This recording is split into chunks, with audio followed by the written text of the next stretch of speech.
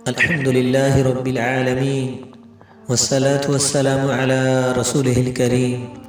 اللهم صل وسلم على نبينا محمد. قال الله عز وجل: أعوذ بالله من الشيطان الرجيم. يوم تبلى السرائر فما له من قوة ولا ناصر. عن أبي هريرة رضي الله عنه قال رسول الله صلى الله عليه وسلم: من ستر مسلما ستره الله في الدنيا والآخرة. برادران اسلام، ہم جب آپس میں مل جل کر رہ رہے ہوتے ہیں تو ہمیں زیادہ تر ایک دوسرے کے احوال و معاملات کا علم ہوتا ہے، اور بسا اوقات ہم ایک دوسرے کی پوشیدہ زندگی تک کو بھی جانتے ہوتے ہیں. پھر اگر کبھی آپس میں ناراضگی ہو جاتی ہے تو ہم سب سے پہلے بلیک میل کرنے کے لیے اس کے عیبوں سے پردہ ہٹانے کی دھمکی دیتے ہیں، یا پھر سر عام اس کے عیبوں اور راز والی باتیں ظاہر کر دیتے ہیں. حضرات، ایک مسلمان کی دینی اور اخلاقی ذمہ داری ہے کہ وہ کسی دوسرے کا راز فاش نہ کرے، کسی کی پوشیدہ بات جاننے کی کوشش بھی نہ کرے، بلکہ ایک دوسرے کے عیبوں کی پردہ پوشی کی جائے. راز فاش نہ کرے. سب سے پہلے تو ہمیں خود ہی اپنے پوشیدہ راز کی حفاظت کرنی ہوگی، یعنی جو باتیں رازداری کی ہیں ہمیں کسی سے بیان نہیں کرنی چاہیے الا یہ کہ ہمارا کوئی خاص ہو، اور اس سے بیان کرنا کسی مقصد و حکمت کے تحت ہو. ہم اگر اپنے پوشیدہ راز کی حفاظت کریں گے تو بہت ساری پریشانیوں سے بچے رہیں گے، جیسا کہ حضرت علی کرم اللہ کا قول ہے: راز اس وقت تک آپ کا غلام ہے جب تک آپ نے اسے کسی سے بیان نہیں کیا، لیکن جب اسے بیان کر دیا تو اب آپ اس کے غلام ہوں گے.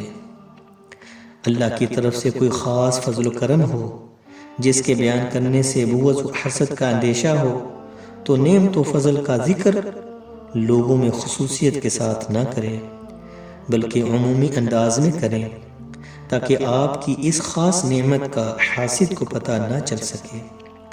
یہی وجہ ہے کہ سیدنا یعقوب علیہ السلام نے اپنے بیٹے سیدنا یوسف علیہ السلام کو ان کے خواب بیان کرنے کے بعد کہا تھا: اے پیارے بیٹے، اپنے اس خواب کا ذکر اپنے بھائیوں سے نہ کرنا، ایسا نہ ہو کہ وہ تیرے ساتھ کوئی فریب کاری کریں. اس آیت میں خواب کی نعمت و بشارت کو اپنے حاسد بھائی سے چھپانے کا ذکر ہے.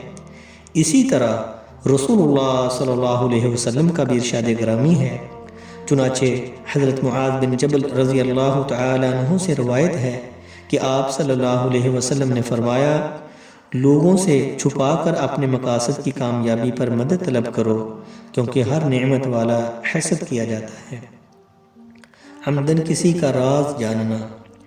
بعض لوگ جان بوجھ کر کسی کے عیبوں کو جاننے کی کوشش کرتے ہیں، ٹوہ میں لگے رہتے ہیں، جاسوسی کرتے ہیں، بلکہ چھپ چھپ کر لوگوں کی باتیں سنتے ہیں. ایسے لوگوں کے لیے ہلاکت ہی ہلاکت ہے. اللہ تعالیٰ نے کسی کی جاسوسی کرنے، اس کی ٹوہ میں لگنے سے منع کیا ہے.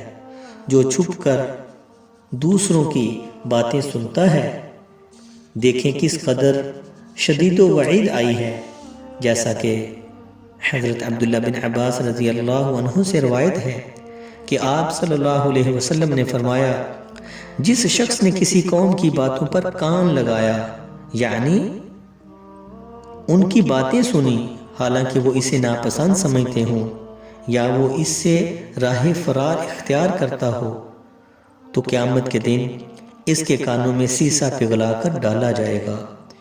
اللہ اکبر. دوسروں کے عیبوں کی پردہ پوشی. چونکہ اللہ تعالیٰ بھی پردہ پوشی کرنے والا ہے، جیسا کہ نبی صلی اللہ علیہ وسلم کا فرمان ہے: اللہ عز و جل انتہائی حیا والا اور پردہ پوش ہے، حیا اور پردہ پوشی کو پسند کرتا ہے.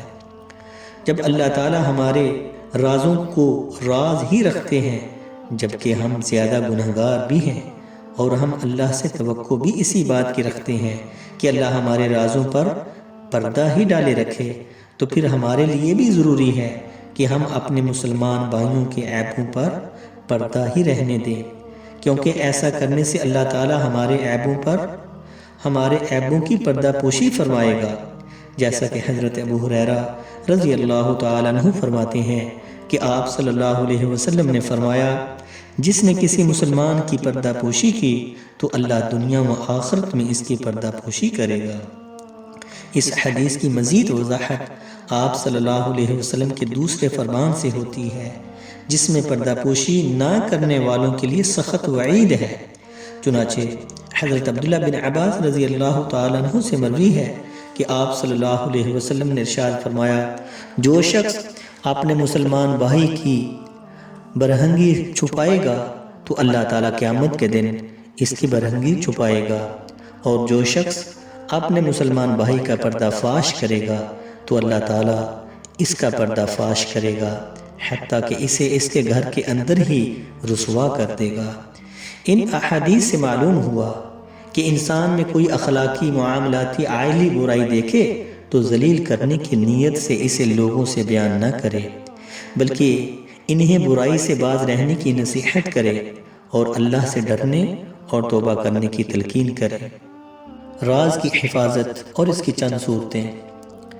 ہمارے اندر جو بے شمار خرابیاں پیدا ہو چکی ہیں، ان میں سے ایک برائی ایک دوسرے کی راز والی باتوں کو معلوم کرنا اور پھر بعد میں انہیں آگے پھیلانا بھی شامل ہے، حالانکہ دین اسلام نے اسے پسند نہیں فرمایا۔ معلوم ہوا کہ کسی بھی مسلمان بھائی کا راز فاش کرنا جائز نہیں ہے، وہ ہمارے بہن بھائی ہوں یا رشتہ دار ہوں یا عزیز و اقارب ہوں یا تعلق دار ہوں۔ راز فاش کرنے کے بہت سے طریقوں میں سے کسی کا کوئی طریقہ ظاہر کر دینا، کسی کا کوئی منصوبہ لوگوں کو بتا دینا، کوئی میٹنگ اور مجلس کی باتیں ظاہر کر دینا، یہاں تک کہ آپ صلی اللہ علیہ وسلم نے ارشاد فرمایا، جب کوئی آدمی تم میں سے کوئی بات بیان کرے پھر دائیں بائیں مڑ کر دیکھے تو وہ بات تمہارے پاس امانت ہے۔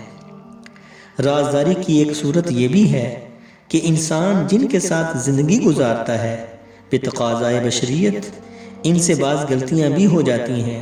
اب ایک سچے مسلمان ہونے کا تقاضا یہ ہے کہ اپنے اس ساتھی کی اس غلطی کو جسے اللہ نے ظاہر نہیں کیا نہ بتائے۔ ہم نے جو تلاوت قرآن آپ کے سامنے بیان کی، اس کا ترجمہ یوں ہے، جس دن چھپی ہوئی باتوں کی جانچ پڑتال کی جائے گی تو اس کے پاس نہ کوئی قوت ہوگی اور نہ کوئی مددگار، تب تو ہمارا جسم بول بول کر ہمارے راز بتائے گا، ہماری آنکھیں بولیں گی، ہمارے ہاتھ بولیں گے، ٹانگیں بولیں گی، کان بولیں گے، پیٹ بولے گا، الغرض سارا جسم بول بول کر اللہ کو ہماری شکایت لگائے گا۔ بھائیو، ہم تو دنیا میں چند لوگوں کے سامنے اپنے عیبوں کو ظاہر ہونے کی اجازت نہیں دیتے، روز قیامت ساری انسانیت کے سامنے کیسے اپنے گناہوں کی نمائش کریں گے؟